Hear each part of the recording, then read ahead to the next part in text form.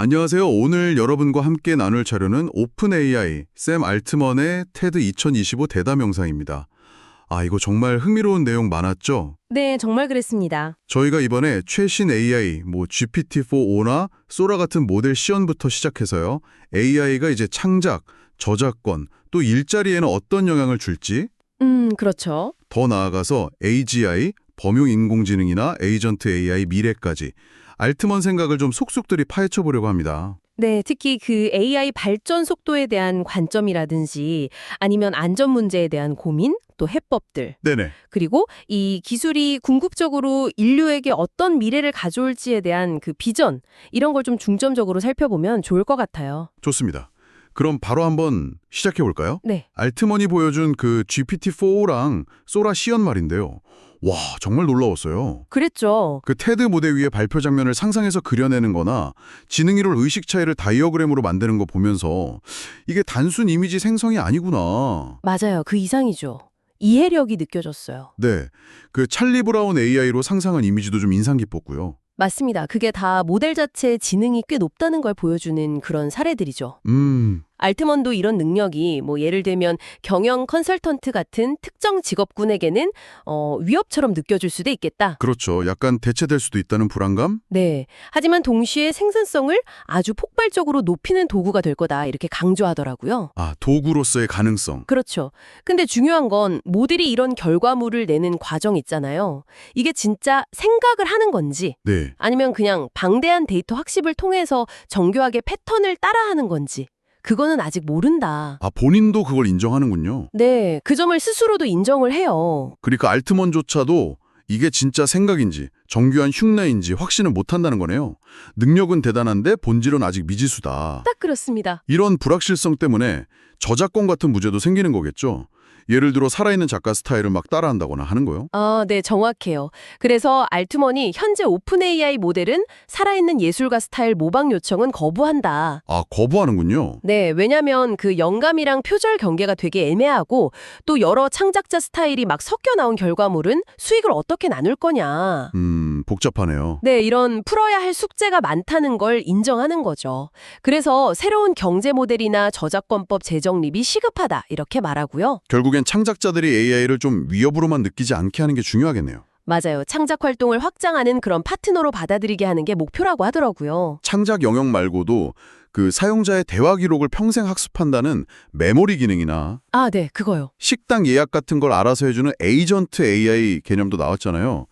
이건 뭐랄까 편리하긴 한데 좀 불안한 느낌도 들어요. 네, 맞아요. 알트먼 본인도 그 에이전트 AI가 인터넷 공간에서 막 자율적으로 활동할 때 생길 수 있는 문제들, 예를 들면요? 사기, 아니면 데이터 막 지워버린다거나, 심지어 통제 불능 상태가 되는 거. 이런 안전 문제를 가장 큰 도전 과제로 보고 있더라고요. 통제 불능이요? 네. 그래서 AGI를 명확히 정의하려고 하기보다는 AI 능력이 계속 기하급수적으로 발전하는 그 지수함수적 커브 자체에 주목해야 한다. 이렇게 강조하고요. 커브 자체? 네, 특히 AI가 질병 치료법을 찾는다거나 초전도체 연구 같은 과학적 난제를 해결하고 소프트웨어 개발 방식 자체를 혁신할 거다. 이런 잠재력에 기대를 많이 걸고 있어요. 과학 발전 잠재력은 진짜 기대되는데 그래도 에이전트 AI가 막 혼자 돌아다닌다고 생각하면 걱정되는데요? 위험 관리는 어떻게 한대요? 안전 문제에 대해서는 그 준비성 프레임워크라는 걸로 통해서 관리한다고 해요. 잠재적 위험을 미리 평가하고 대비책을 마련하는 거죠. 프레임워크. 네. 그리고 수많은 사용자 피드백을 받아서 모델을 점진적으로 개선해 나간다. 이렇게 설명하고요. 피드백 기반 개선? 여기서 중요한 건 AI 관련 정책 결정이 소수의 기술 엘리트가 아니라 수억 명에 달하는 사용자 전체의 선호를 반영해야 한다. 이게 그의 주장이에요. 사용자 중심 결정? 네. 오히려 AI가 더 많은 사람들 의견을 종합해서 더 현명한 집단적 결정을 내리는 데 도움을 줄 수도 있다. 이렇게까지 보더라고요. 그렇군요. 대담 중에 AI가 직접 질문하는 장면도 있었잖아요. 누가 당신에게 이런 일을 할 도덕적 권위를 줬냐? 아, 네. 날카로운 질문이었죠. 그 질문이나 절대 반지 비유에 대한 알트번 답변도 좀 인상 깊었어요. 혹시 최근에 아버지가 된 경험이 생각에 영향을 좀 줬을까요?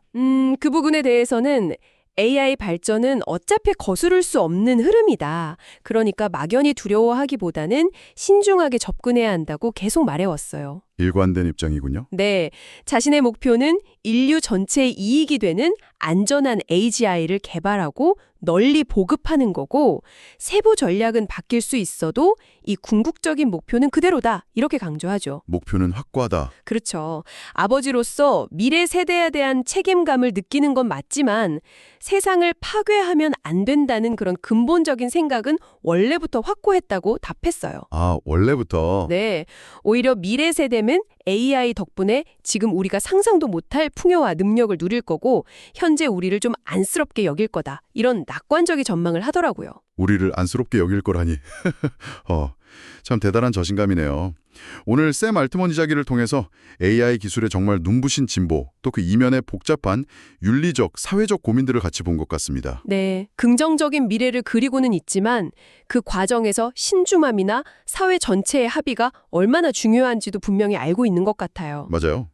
결국 알트먼의 이야기는 우리 모두에게 중요한 질문을 던지는 것 같습니다. 어떤 질문일까요? 예를 들면 우리는 AI에게 어디까지 자율성을 줄 준비가 되었을까? 아, 네, 중요한 질문이죠. 그리고 그 과정에서 생길 수 있는 예상치 못한 결과들에는 또 어떻게 대비해야 할까? 이런 근본적인 질문들이요. 맞습니다. 끊임없이 고민해야 할 문제들이죠. 여러분은 이 기술이 만들어갈 미래에 대해 어떤 기대를 하고 계신가요? 또 어떤 점들이 가장 우려되시나요? 오늘 저희가 나눈 이야기들을 바탕으로 한번 계속 생각해 보시면 좋겠습니다.